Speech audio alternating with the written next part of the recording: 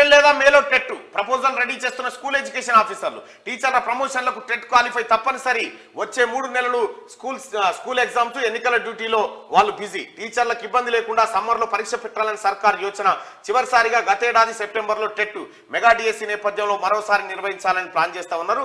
రాష్ట్రంలో త్వరలో teacher eligibility test నిర్వహించాలని సర్కార్ భావిస్తున్నది. ఈ మేరకు ఏప్రిల్ లేదా మే నెలలో పరీక్ష పెట్టేందుకు స్కూల్ ఎడ్యుకేషన్ అధికారులు ప్రతిపాదనలు రెడీ చేస్తున్నారు. ప్రస్తుతం టీచర్ల ప్రమోషన్లకు టెట్ క్వాలిఫై తప్పనిసరి. దీంతో వారికి ఇబ్బంది లేకుండా వేసవి సెలవుల్లో పరీక్ష పెడితే బెటర్ అని ఆఫీసర్లు యోచిస్తున్నారు. రాష్ట్రంలో చివరిసారిగా గతేడాది సెప్టెంబర్ 15న టెట్ నిర్వహించారు. ఇటీవల కాంగ్రెస్ అధికారంలోకి రావడంతో మెగా డిఎస్సి అంశం తెరపైకి వచ్చింది. ఇప్పటికే గత సర్కార్ రిలీజ్ చేసిన డిఎస్సి నోటిఫికేషన్ కు మరిన్ని పోస్టులు యాడ్ చేసి సప్లిమెంటరీ నోటిఫికేషన్ రిలీజ్ చేయాలని సర్కార్ యోచిస్తున్నది. ఈ క్రమంలో టెట్ నిర్వహిస్తే ఎక్కువ మందికి ఉపయోగపడుతుందని భావిస్తున్నది. ఎగ్జామ్స్, ఎన్నికలు అయ్యాక ఇటీవల విద్యాశాఖ అధికారులతో సీఎం రేవంత్ రెడ్డి రివ్యూ నిర్వహించగా మెగా డిఎస్సి టెట్ నిర్వహణపై చర్చ జరిగింది. ఈ లోపు టెట్ ఈ వ్యవహారాలన్నీ పూర్తి చేసుకొని ఎన్నికల తర్వాత మెగా డిఎస్సి పూర్తి చేయాలని చెప్పి అధికారులను ఆయన ఆదేశించినట్టు తెలుస్తా ఉంది. ఎందుకంటే మెజారిటీ టీచర్స్ ఇవాళ ఎన్నికల విధుల్లో ఉండాల్సినటువంటి పరిస్థితి ఉంది.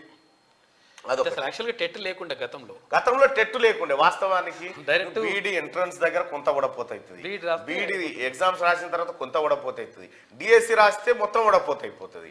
ఇప్పుడు ఇక్కడ కొంతమందిని ఇక్కడ డిస్క్వాలిఫై చేసి విషయం ఏంటంటే ఒకసారి ఈ టెట్ అందరు పాస్ అవుతురే, కొంతమంది కాలేరు, చాలా మంది కాలేరు. ఇంకా అయితే విషయం ఏమైందంటే 2008, 2006 అట్లా నోటిఫికేషన్లు ఉన్నాయి కదా, డిఎస్సి నోటిఫికేషన్ ఉపాధ్యాయ పోస్టులకు. అప్పుడు ఏమైందంటే ఉమ్మడి రాష్ట్రంలో పెట్టేసిండ్రు, డిఎస్సి పెట్టిండ్రు. డిస్ట్రిక్ట్ సెలక్షన్ కమిటీ నుంచి ఉపాధ్యాయ పోస్టులకు నోటిఫికేషన్ వేసిండ్రు. వేస్తే ఏమైందంటే కొన్ని రిజర్వేషన్ కోటాల కింద శ్రీకాకుళం జిల్లాలో ఒక వర్గానికి, అంటే ఒక రిజర్వేషన్ కింద 7 మార్కులు వచ్చిన వాళ్ళకి ఉద్యోగం వచ్చింది. 7 మార్కులు వచ్చిన వాళ్ళు టీచర్ పోస్ట్ వచ్చింది. టీచర్ పోస్ట్ వస్తే అరే 7 మార్కులు వచ్చినోడు వీడు ఏం చెప్తాడు, అంటే పరిస్థితి ఎట్లా? 7 మార్కులు వచ్చినోడు చెప్పలేడు. మరి చెప్పలేకపోతే వాడిని తీసుకుపోయి ఆటోమేటిక్గా టీచర్ చేయాల్సిన అవసరం వస్తుంది, పిల్లలకు అన్యాయం జరుగుతుంది.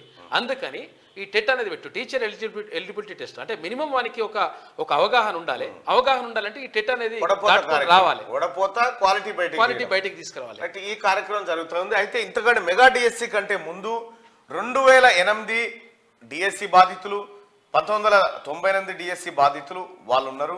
వాళ్ళకి సంబంధించినటువంటి వ్యవహారం ఇంకా పెండింగ్ లో ఉంది. ఏపీలో పరిష్కారం అయింది.